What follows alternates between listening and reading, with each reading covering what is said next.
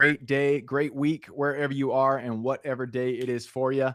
It is Friday on the podcast, so we're bringing that good Friday energy to you. And this will be a good episode. We got Lena Kennedy Vergara with us on the show. She has 25 years of experience, so a lot to jump into here. 23 properties total across, or 75 doors across 5 states. She's grown $100,000 into a $50 million portfolio. So, any of you guys who want to start small and go big, this is the episode to listen to. Lena, I'm excited to jump into this. Thanks for hopping on. Thank you. It's fun to be here. Absolutely. I told you before we got on here, we always like to start with stories. We like to hear how people got to where they are. So, why don't you take us back to the beginning of your story in real estate and just tell us how you got here? Yeah, I have kind of a crazy story, kind of an accidental landlord. I'm sure you've heard this before, but I went to live in Italy for a year when I was younger. And because of the tax treaty thing, I was able to save some money. And what I did with it is there's like a tax treaty, you can make Tax certain amount treaty. of money. Yeah, there was at least at that time that you could, say, not really have to pay dual tax. You just had to pay in Italy, so you could save taxes. I Okay. think it's still in place actually, but I was able to save up a little bit of money, like a little stockpile. And with that, I came back home. I'm from Huntington Beach, California, and I bought a house in Orange, California, which is like 10, 15 miles away. Okay. But soon after that, I got married. I had a child, and we wanted to live closer to my parents in Huntington Beach, where I'm from. So but unfortunately, the market had tanked at that time Mm. with real estate, and my house was underwater. I couldn't sell it, get back the money I paid for it. So I thought, well, I'm going to rent it. How hard can it be, right? So I did that. I rented out the house, moved to Huntington Beach, and horrible, horrible landlord. I mean, my first people, I would just like on a handshake, I'd take the person and let them live in my house. And the first tenants I had, they glued their the carpets to the hardwood floors, ruined my Oh, hardwood geez. floors. So it just kept going, and it didn't get really much better. And after about 4 years, the market started to recover, and I had these tenants that I put my actual address on the leases, right? So Mm. this one tenant would show up at 10 at night, a week late, and bring me the rent or the partial rent. So I said, I'm done. I can't. So I just sold the house. I think I broke even. That was it. Yeah. But for some reason, that gave me the confidence that I could do it. Yeah. And so shortly after that, my husband and I bought a 5-unit apartment building in Long Beach, which is also close to here. And, then I started managing that. And continued. We bought some commercial property and I managed that. And after about 10 years, I had like 15 tenants. Very cool. Yeah. I like that first story because it just reminded me of my the first deals that I got into. What I wanted to say was I was an idiot too. We weren't Yeah. big idiots. We were just when you just get started, I feel like you are generally too trusting, and you want to see the best in people, which is really good trait. It's good to have that, but it's not when you do property management, when you manage properties, you do have to stick to the rules. You have to adhere to the release that people are in, and you have to really do your due diligence on who you're letting in. And that is something that I feel like a lot of first time investors get wrong, and why they get burned, and they're like, oh, this is not for me. I can't do this. But it's just one of those lessons learned that I went through, you went through. I'm sure a lot of people out there go through, and it's good that you got through that. Yeah. It was good that I was able to, push through and continued because, I was ready to throw in the towel for sure after that bad experience. Yeah.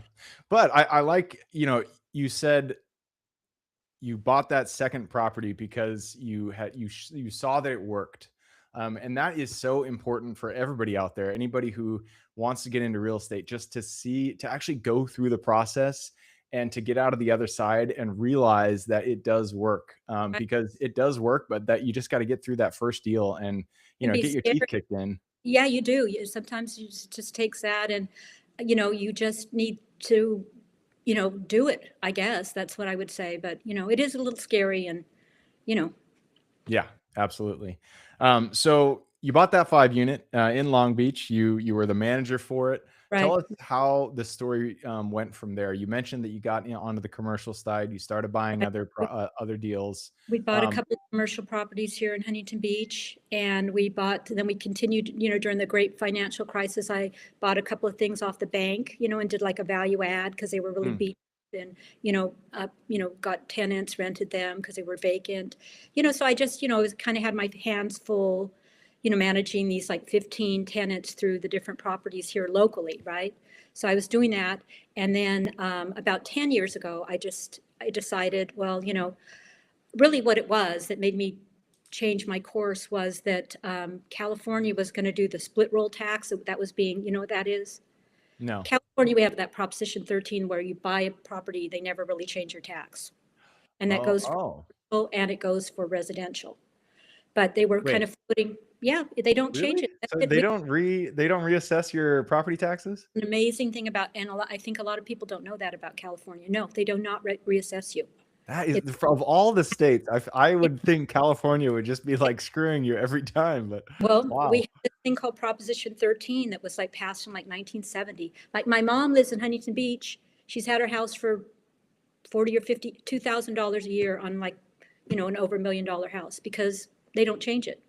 But they were floating that in California that they were going to do a thing called split roll where commercial, they were going to tax it, let it, reappraise, Yeah. but keep residential. So that's like, I was like, no, I got to go. I got to get out. Right. So I started looking out of state and I started buying like pre-construction fourplexes in Utah because I'm kind of familiar with Utah. And it turned out Okay. to be really a great move for us. I'd buy them pre-construction, get construction loan, get them rented up. And it turned out that it was, Utah 10 years ago, and still is a very good place to invest.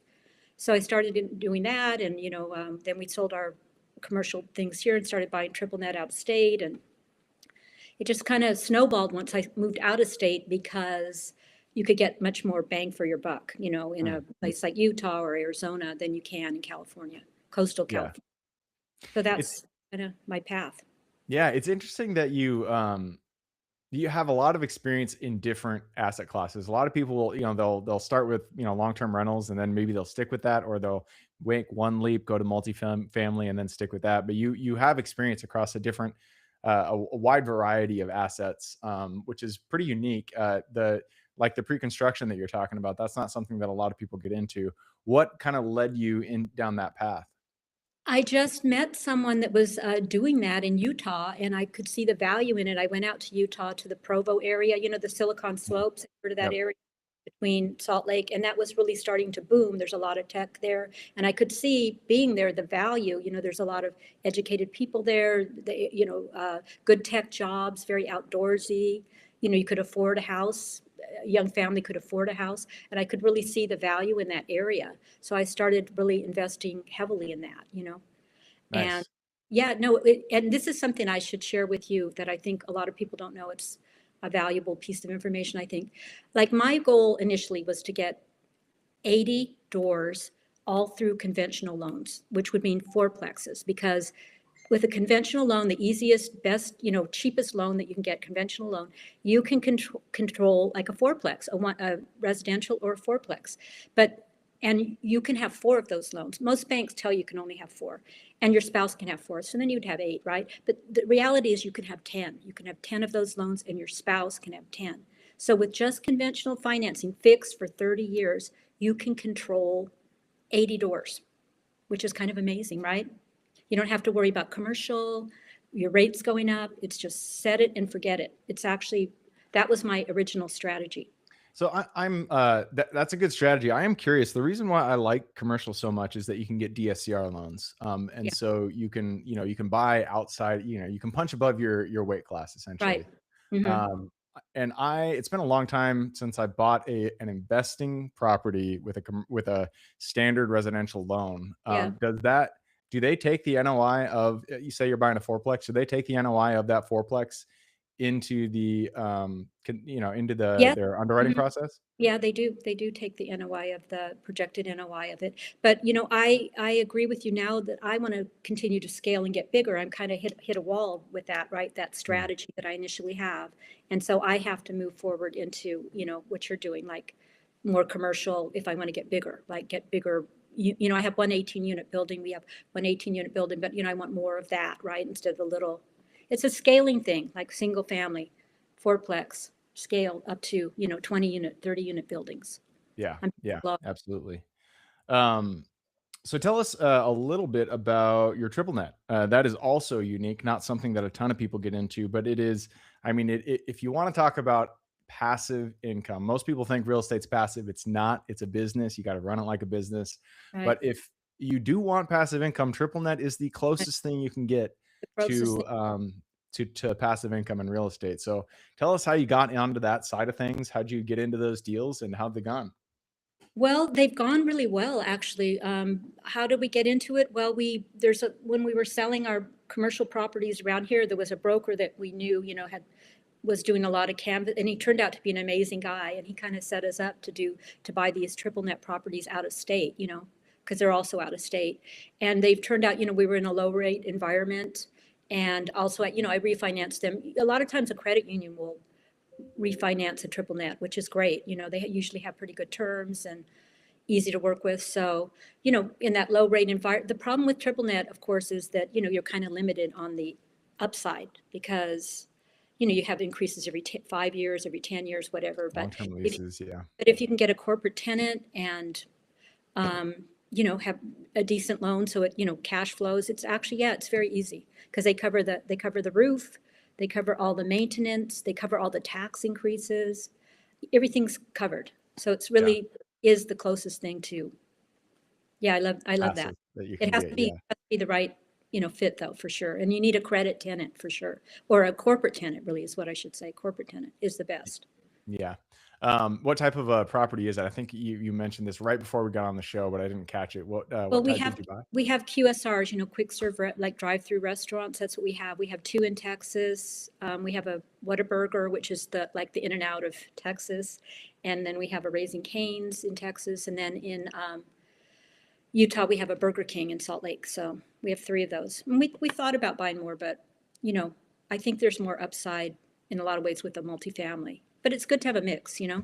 Yeah, yeah. Triple net is very stable, and it's a long term investment. You're not going to get the upside like you mentioned that you would in other deals unless you buy something that's been destroyed and you fix it up. Right. But it is, yeah, it's definitely stable.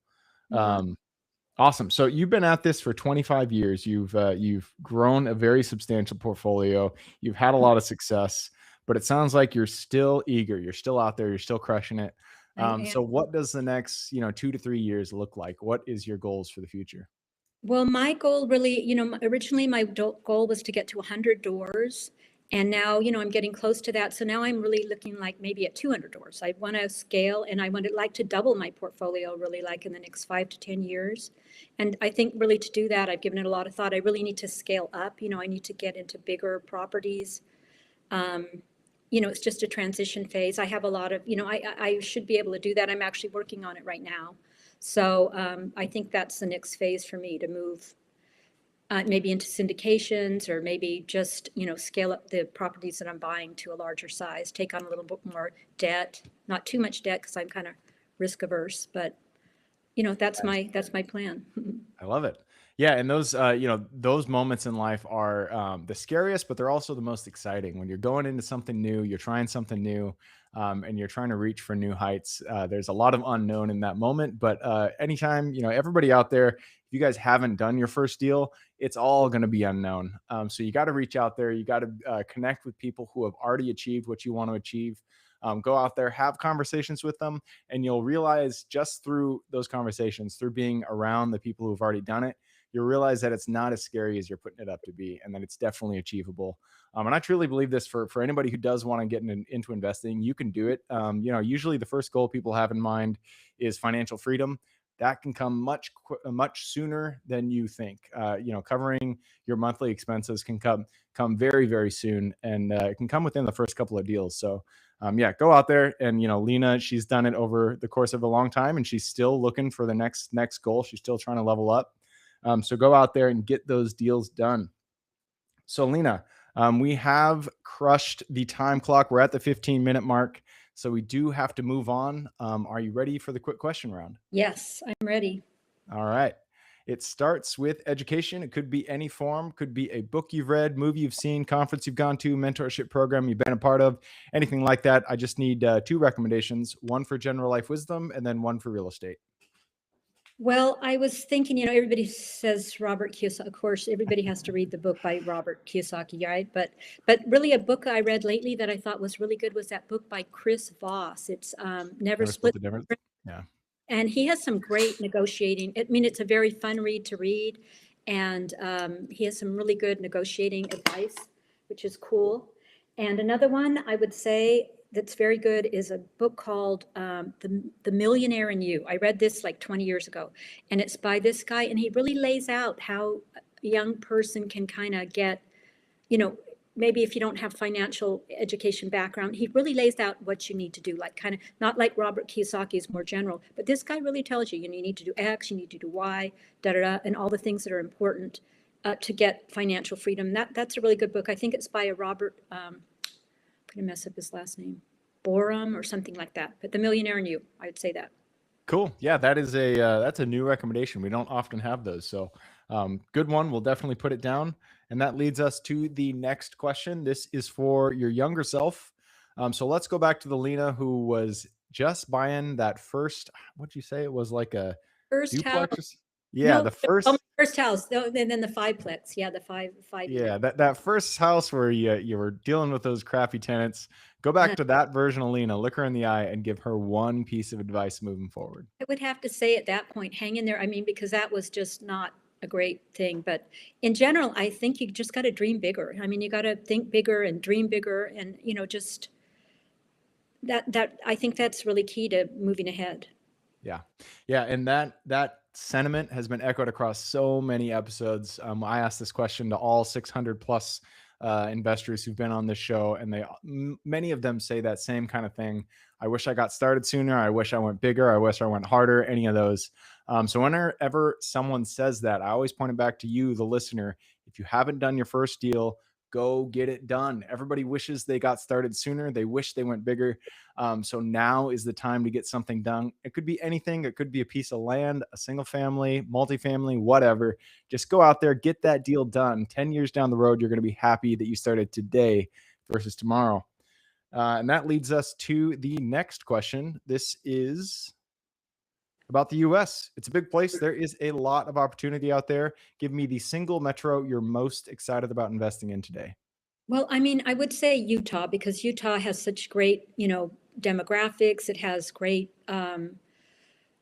it has great educated people. But I would say, it's really kind of become kind of a darling kind of a place. So I'm looking more towards like Idaho at this point, I Mm. would say, because it has a lot of the same, but it's not quite the same. Yeah. Yeah, Idaho, that's our next door here in Washington, and it's a great place. There's some really good metros in Idaho that I honestly I haven't invested myself, but I just know that they're doing very well.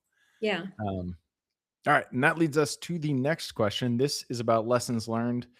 You've already gone over one lesson, but I want you to take us to a second lesson.